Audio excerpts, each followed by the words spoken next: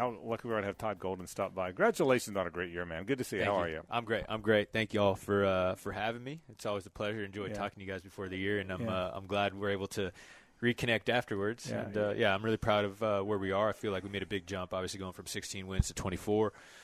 Really proud of the run we had in the SEC tournament. I thought that was a really good kind of building block for us. Obviously, would have liked to make a run down the stretch, but now we have something more to shoot for next year. Todd, it's clear to everybody that the program turned the corner way faster than I thought it would, and probably way faster than a lot of people did.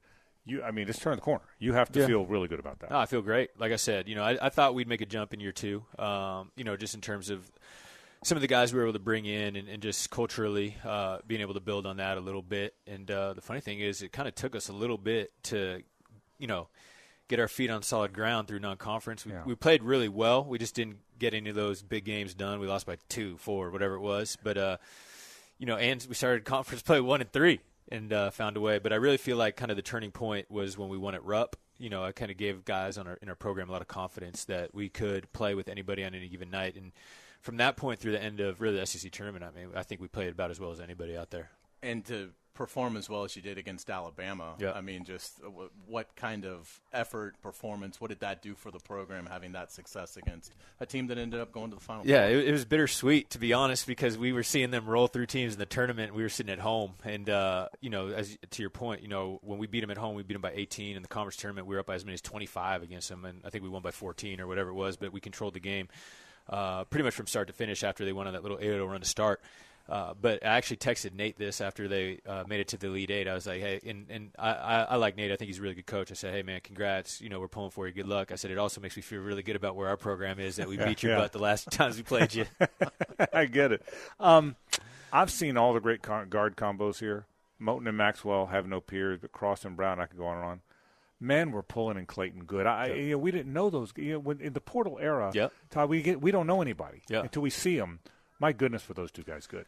They're fantastic. And we knew that ZP was going to be a lot better than people expected. Obviously, he wasn't a name that people recognized. He came from UC Riverside on the West Coast. How would anybody know?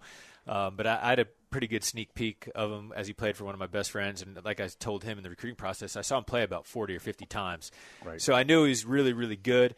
I'd be lying if I said I thought it would translate as well as it did. I thought he'd be, really solid, potentially an all-league type guy, but, he was right up there with Mark Sears as the best point guard in the league for most of the year.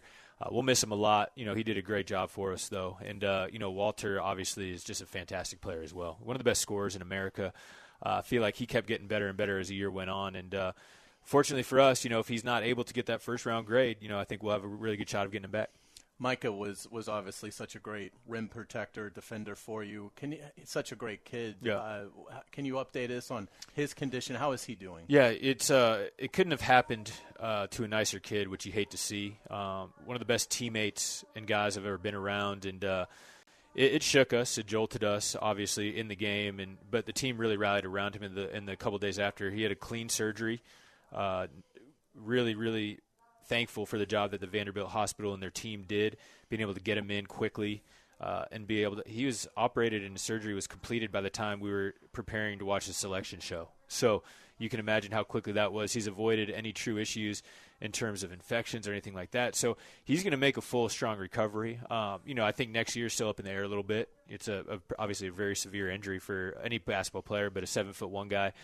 And, the great thing about Mike, and we've talked to him about this, if he's ready to go, we'll be thrilled. If he's not, let's redshirt and let's get you back that next year.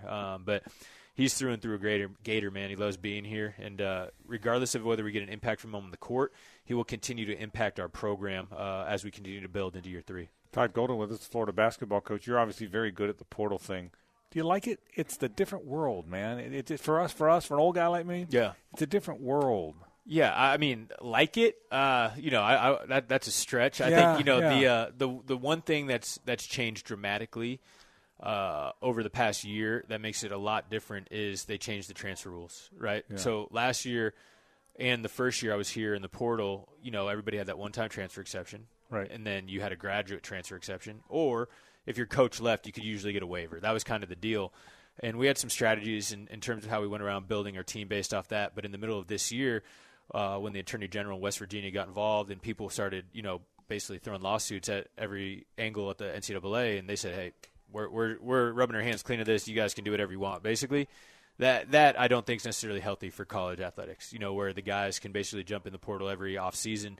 It's yearly free agency, and we got to find a solution where they can have some freedom and some choices, but again, I think the lack of accountability and the lack of having to stay in one location and fight through a little bit of adversity is something that's going to harm them later on in life. I really believe that. Final thing, Todd, and thank you for jumping in here without notice. We appreciate that. What about moving forward? A lot of portal guys, but you still want to mix, right? I mean, the idea is to mix the high school guys too, right? Absolutely. Yeah. I mean, our goal, obviously, every year we're going to want to plug some holes with some portal guys. But if we can continue to bring in really young, talented players that we feel like can grow in the program, that's what we want to do. And I think it's funny because people talk about our high school recruit. Oh, you haven't signed any 5-stars. Listen, Alex Condon could be playing on any team in America, right? And so I think our staff has done a really good job of identifying him and Tommy Houck last year, obviously, identifying some really undervalued guys that really love being a Gators. And these guys are awesome. They're going to be stars for us next year. I'm really excited to have them back. But Isaiah Brown's a great example of that, the freshman from Orlando we have. I think we'll add a couple more freshmen like that over the next couple weeks. Todd Golden, basketball coach. Great year again. Congratulations, Thank you. Man. Appreciate y'all.